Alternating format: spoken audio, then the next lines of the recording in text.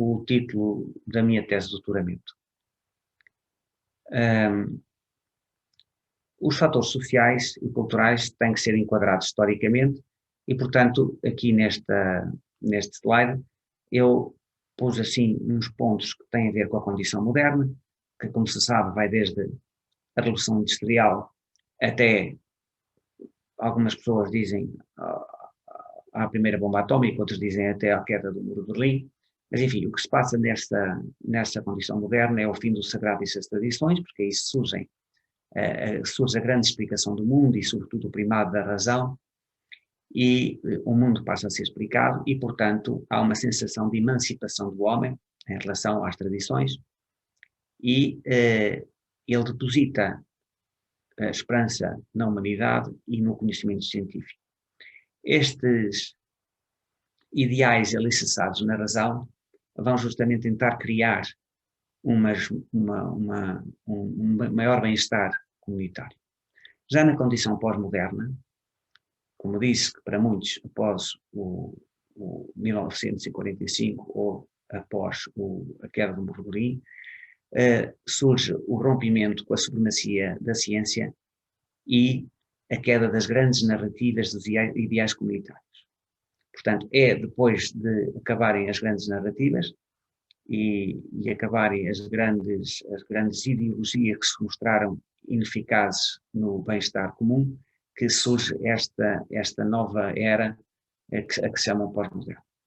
Na pós-modernidade, a cultura passa a viver de mãos dadas com a produção, aqui impõe-se de facto este paradigma da produção e da economia, já não de ideais comunitários, enquanto a modernidade podia bem estar sujeita a constrangimentos próprios de ideais, a pós-modernidade está certamente sujeita a constrangimentos económicos.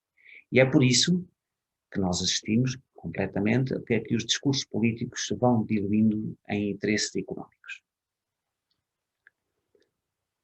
O capitalismo pós-moderno passa a dominar o homem pela sua redução a consumidor, facilitando uma atitude autoprazerosa na solitária. Já não há razão, apenas há produção. É muito provavelmente o hedonismo que deixa passar um capitalismo cada vez mais feroz e até legítimo. Isto porque, como dizia há tempos um paciente, passamos a vida a trabalhar para comprarmos aquilo que não faz falta. E este é o paradigma da pós-modernidade. Em qualquer caso, o que não faz falta é o supérfluo e é aquilo que nos entretém, nos isola da comunidade. Na pós-modernidade, a tecnologia impõe-se sobre a ciência e sobre o conhecimento. A pós-modernidade não gera conhecimento. O que a pós-modernidade vai fazer é uma muito maior tecnologia que, evidentemente, permite uma aplicação da ciência mais rápida. A globalização, de alguma forma, destrói, de forma silenciada, os direitos adquiridos. Isto porque nós não vivemos num planeta com direitos humanos em todo ele, e, portanto, agora então que se fala tanto em teletrabalho, e se fala tanto em que a língua inglesa passa a ser a língua comum, sobretudo nas áreas do serviço, no terceiro setor, pois claro que se nós temos pessoas que não se gerem pelos direitos humanos, as empresas podem perfeitamente contratar essas pessoas para a execução de tarefas, por exemplo, de algoritmos, e dispensar as outras que têm mais regalias e têm mais dignidade humana. Isto pode ser um perigo acontecer a muito breve trecho. A Organização Mundial de Saúde define saúde como um estado de completo bem-estar físico, mental e social e não apenas a ausência de doenças. A saúde mental não é apenas a ausência de doença mental. Contudo, a Organização Mundial de Saúde define como um estado de bem-estar no qual o indivíduo consegue aperceber-se do seu próprio potencial, consegue lidar com o stress normal da vida cotidiana e consegue trabalhar de forma produtiva e ter sucesso. E ainda é capaz de dar a sua contribuição à sua comunidade. Há aqui dois aspectos importantes que não me parece, enquanto psiquiatra há 30 anos, que seja preciso conseguir lidar com o stress normal da vida cotidiana para ser saudável. Há pessoas que têm muita dificuldade em lidar com o stress normal da vida cotidiana destas culturas e destas sociedades do chamado mundo ocidental, que são absolutamente aberrantes e não são elas seguramente que são os doentes. E também, muita gente que não consegue trabalhar de forma produtiva, nem tão pouco ter sucesso, será deficitário em saúde mental. Portanto, eu penso que esta revisão de conceito de saúde terá que ser mais tarde ou mais cedo revista, mas para dizer que ela, na verdade, alinha com os paradigmas da pós-modernidade e das sociedades de produção. A cultura pós-moderna pode ser caracterizada pela perda do determinismo individual relacionado com a própria identidade. Ou seja, o homem tem de ser mais plural e, portanto, muito mais fluido. A evolução progressiva e linear, de alguma forma, a previsibilidade da história e a previsibilidade de acontecer. Tal situação promete para a ênfase no presente e a incerteza no futuro. Ou seja, no paradigma da pós-modernidade, o indivíduo deixa de ter uma identidade real para ser confundida a sua identidade com a sua própria produtividade. As pessoas já não são homens, as pessoas são médicas, engenheiras, são secretários, são informáticos, são engenheiros, são arquitetos, já não são homens. Já vive-se numa diluição completa da identidade com aquilo que se faz ou que se produz. Na condição há também este aspecto que o tempo é fundamentalmente instantâneo e os espaços entre territórios é ligado à velocidade da luz. A emoção toma prioridade em relação à missão. E é assim nas ligações afetivas como é na opção religiosa. As ligações afetivas são muito factuais, têm que ser emocionais, depois se entram num ritmo tranquilo, de bem-estar, de companheirismo, elas são desinteressantes, porque o homem pós-moderno quer viver em emoções cada vez mais agora, no presente, não muito ligado ao que vai acontecer e nem muito preocupado com o que foi. Em relação à própria espiritualidade, surge um supermercado de espiritualidades, como Strenger fala no seu livro que se chama Medo da Insignificância. E, portanto, as pessoas escolhem as espiritualidades não por um projeto de dignificação ou de alguma maneira comunitário, mas escolhem as espiritualidades naquilo que lhes faz sentido, isto é, que lhe traga imediatamente alguma recompensa.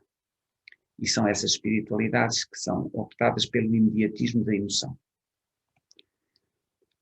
Portanto, após a Segunda Guerra Mundial, como dissemos, e desmoronar das ideologias, vai-se criando uma cultura que defende a igualdade de oportunidades e de direito e de acesso à saúde, mas exige igualdade de resultados. Ou seja, sim senhor, há igualdade de oportunidades, mas tem que haver igualdade de resultados. Ora, nem uma coisa nem outra se verificou a ser verdade. A igualdade de oportunidades é uma igualdade da informação, há informação para todos, mas não é verdade que haja uma igualdade de oportunidades. Ou seja, o que estamos a fazer no mundo pós-moderno é que as pessoas sabem o naipe de tarefas, de trabalhos, de opções que podem escolher e podem até refletir sobre qual é o seu caminho na vida, mas, por exemplo, têm conhecimento dos maiores violinistas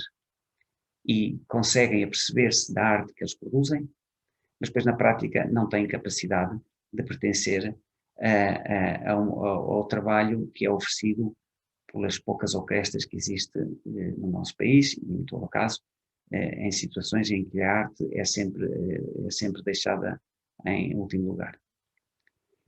Como eu dizia, promove-se a ideia de se fruir ao máximo da vida e cria-se a ilusão de um autoconhecimento, de autorrealização, em detrimento de uma consciência coletiva. Portanto, as pessoas, porque se fosse o detrimento de uma consciência coletiva e houvesse uma consciência individual, mas não há. O que há é uma experimentação individual. O que há é um encantamento pelas várias sensações que se pode ter a quando estimulado por brinquedos que estão ao dispor. A coesão social declina por excesso de informação e de animações à la carte. Portanto, evidentemente que a dedicação de cada um de nós a estes brinquedos torna-se uma atitude autoprazerosa e isola-nos junto da máquina e ficamos com menor coesão. Portanto, a globalização levou à imposição de novos valores e simbologias, servindo o capitalismo informacional, que faz tudo o que lhe é possível para impor as suas próprias condições de trabalho, apenas baseadas no lucro, sob a bandeira da informação e da própria globalização. O poder é exercido por quem adere à sociedade líquida, não sucumbe à intensidade do agora ou do triunfo de ser viral nas redes sociais, mas antes o fomento. Evidentemente que o poder é feito por organizações e pessoas que não tomam esta opção, de um entretenimento narcísico com a tecnologia, pelo contrário, veem de cima como nós nos entretemos a brincar e até fomentam porque não convém a estas organizações do poder, não convém que nós tenhamos uma maior coesão social. Portanto, os assalariados esforçam-se muito por uma certa celebridade viral e tentam tornar sólidas as suas parcas poupanças. Isto é, enquanto que o poder já percebeu que o sucesso está na capacidade de ser fluido, isto é, o sucesso está na capacidade de pôr agora uma fábrica no Porto e depois colocá-la rapidamente em Pequim, ou se não der em Pequim, rapidamente no Peru, o assalariado não. O assalariado não tem esta ginástica mental da fluidez do empresário e, pelo contrário, ainda se rege por paradigmas de tornar sólido o pouco que tem, isto é, trabalhar uma vida inteira para ter a sua casa. E isto é o que distingue depois os dois paradigmas de governante e governado. O poder faz acreditar, portanto, no empolgante, no impossível ou no altamente improvável.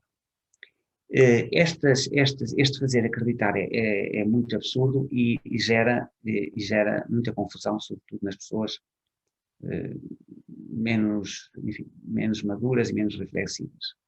Os slogans publicitários, como por exemplo Impossible is Nothing, da Adidas, é evidentemente um engodo porque a maior parte das coisas são de facto impossíveis para cada um de nós e enquanto não percebemos isto é uma pena porque podemos estar a tentar sistematicamente qualquer coisa que não vai ser possível.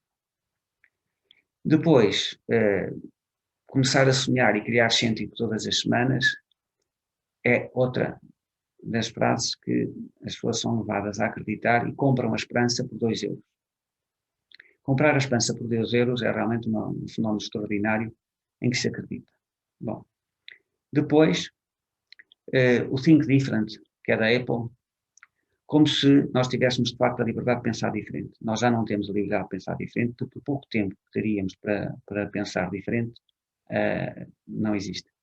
O que existe é o tempo de trabalho para pensar como nos mandam pensar, para vendermos os cartões de crédito que nos mandam vender, com a lógica que nos dizem para ter, e depois, no pouco tempo que temos livre, temos que tratar das compras e de passar a ferro, lavar as roupas, cuidar de brincar um pouco com os miúdos. Portanto, não há muito tempo para pensar diferente.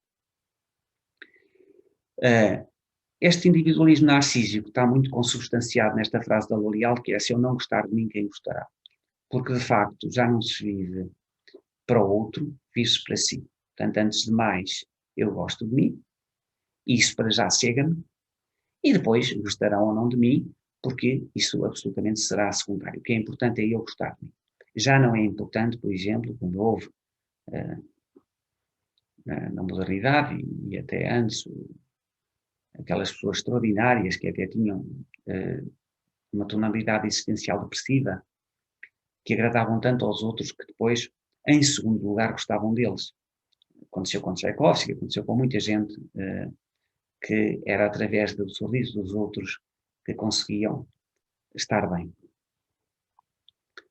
Na tese fiz com que os fatores sociais e culturais vertessem para fatores de risco e depois da depressão e depois levar a políticas sociais que pudessem, de alguma maneira, obviar aqueles fatores e melhorar a situação. Nos entrevistados que eu fiz, eu entrevistei pessoas com o diagnóstico feito por médicos porque estavam a ser assistidos há mais de 3 meses, feitos por psiquiatras de depressão major, e 83% das pessoas revelou que no ano anterior tinha adoecido, de ter adoecido por depressão, passou por acontecimentos, eventos ou experiências marcantes que considerou relevantes para a sua situação atual. Ou seja, 83%, 84% das pessoas denunciaram fatores desencadeantes da sua depressão. Quase 80% denunciou também a existência de fatores de manutenção, isto é, que impediam a recuperação da sua situação de depressão. Ainda maioritariamente, os entrevistados apontam fatores que consideram poder aliviar o sofrimento, ou seja, fatores de evolução, isto é, as próprias pessoas com o diagnóstico de depressão tentaram identificar fatores que ajudariam muito à sua recuperação. Fatores, cá está, fatores socioculturais. Os fatores desencadeantes, isto é, os acontecimentos que as pessoas indicavam que iriam desencadear ou que desencadearam a sua depressão, foi o stress ou a conflituosidade laboral. O stress laboral e a conflituosidade laboral, de facto, foi a mais apontada, incluindo as situações de desemprego e de conflito. Só depois vem a perda afetiva, só depois vem a separação ou conflituosidade conjugal, e só depois, curiosamente, as situações financeiras graves é que foram apontadas como de fatores desencadeantes da depressão. Portanto, a maior fatia era do stress e da conflituosidade laboral. Como sabemos, e na sequência do que tenho estado a dizer,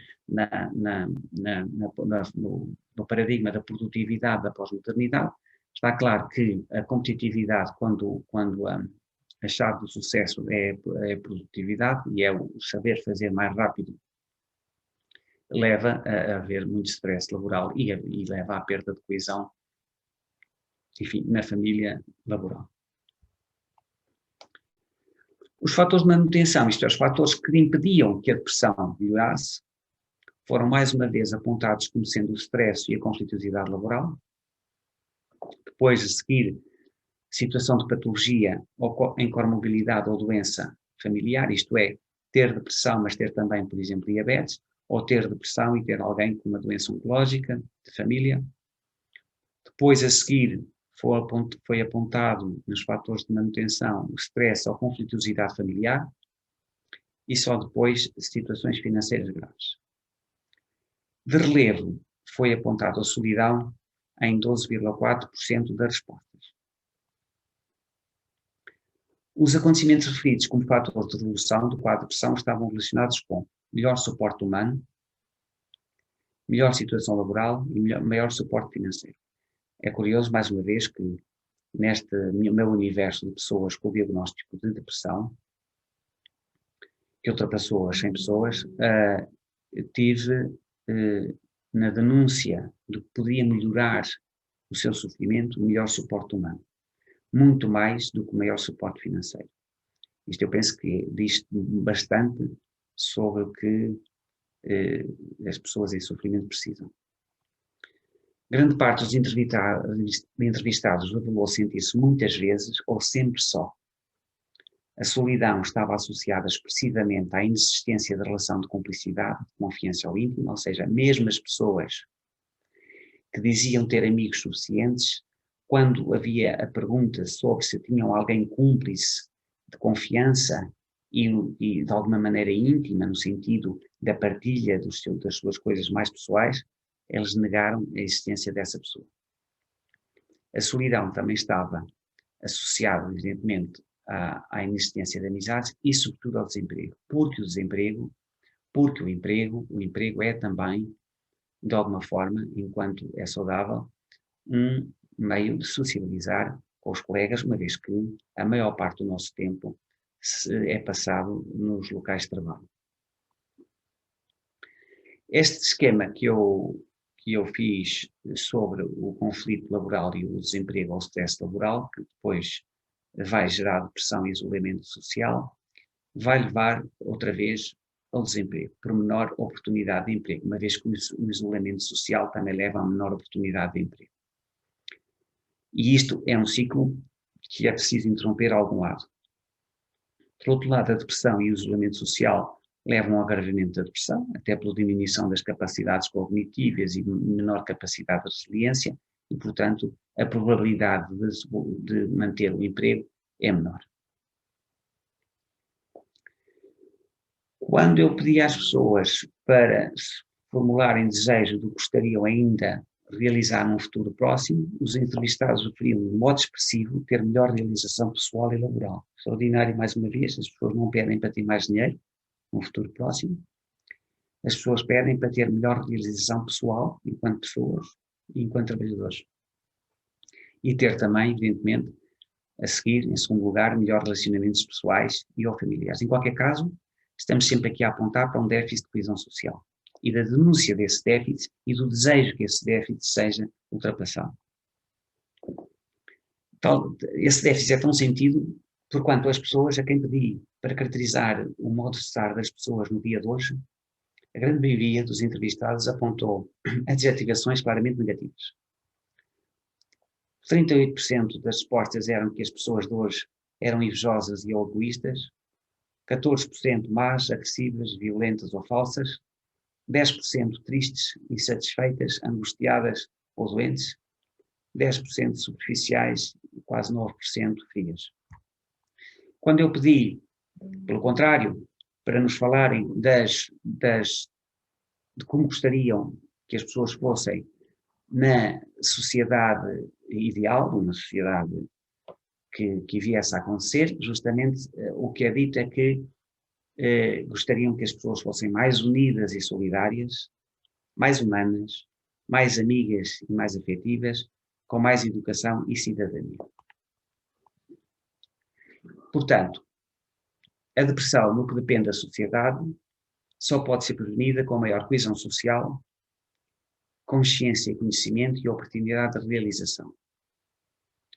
Conhecimentos como este, que agora vos trago, isto é, conhecimentos que a depressão tem muito a ver com a não coesão social, fazem falta, até para as pessoas que são responsáveis por saúde mental ou por assistência à saúde mental, tenham em conta que o fundamental não é a farmacoterapia, o fundamental é a coesão social e, evidentemente, também a psicoterapia, mas a coesão social é fundamental. E é por causa disso que eu também elaborei este esquema de intervenção na depressão, em que na depressão mais exógena, isto é, na depressão que vem justamente por problemas externos, como a conflituosidade laboral, ou como o stress laboral, ou com a conflituosidade familiar, stress familiar, fossem abordadas principalmente com apoio social e comunitário. Depois seguir-se o apoio psicológico, depois a assistência médica psiquiátrica na comunidade e só por fim a assistência psiquiátrica no hospital. Está claro que estes últimos, a assistência médica psiquiátrica e mesmo o apoio psicológico, dá-se de uma maneira crescente, quanto crescente é a endogeneidade da depressão. As depressões endógenas, como sabemos, são depressões que devem muito aos fatores hereditários, e não devem tanto às situações vindas do exterior, ou seja, vindas do nosso meio. E, portanto, aí justifica-se, evidentemente, uma intervenção não só pela ciência, seja a parte da psicologia, seja a parte da psiquiatria, e talvez menos do apoio social. Mas a grande maioria das expressões são exógenas, cerca de 5% das expressões são exógenas, ao passo que só 1% das expressões é que são endógenas, e, portanto, o apoio social prioritário é fundamental. Portanto, o que interessa e que se tirou desta minha intervenção e também da minha tese, embora seja de uma forma mais extensa e um pouco mais elaborada, é que é importante a entrevista pelo trabalhador social, conhecer a pessoa, analisar o problema ou a situação de crise pessoal ou familiar e identificar os recursos existentes. É preciso existir uma relação de intervenção individual e mesmo familiar. E a definição de ações e foco na resolução do problema numa mudança de atitude. Portanto, eu propus aqui uma definição de saúde mental, que é diferente da que existe atualmente na Organização Mundial de Saúde, em que digo que a saúde mental pode existir sempre que cada pessoa for capaz de ter consciência das suas capacidades, individuais e de contexto, e se determine na procura de um equilíbrio afetivo e emocional que a leva a querer viver. Isto é, a consciência das capacidades individuais estão submetidas à consciência do contexto, porque não devo ter a ilusão que posso alimentar uma capacidade que o contexto não favorece, porque isto pode significar, de facto, uma perda completa de saúde. O que é importante é ter consciência, o que é importante é ter, nós somos todos plurais, nós temos todos várias capacidades e garantir que uma ou duas das nossas capacidades sejam exploradas, mas temos que ter a abdicação de que no contexto em que estamos há sempre capacidades que vamos aplicar. Pois é muito importante ter este equilíbrio afetivo e emocional, porque se só formos capazes de executar coisas, só formos capazes de fazer programas informáticos e não tivermos um equilíbrio afetivo e emocional, seguramente não temos saúde mental e é pouco provável que queiramos todos os dias viver.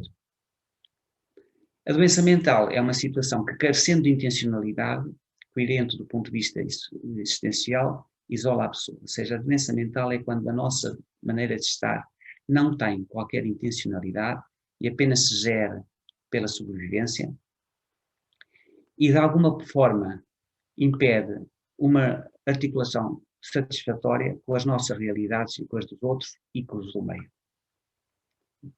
Obrigado.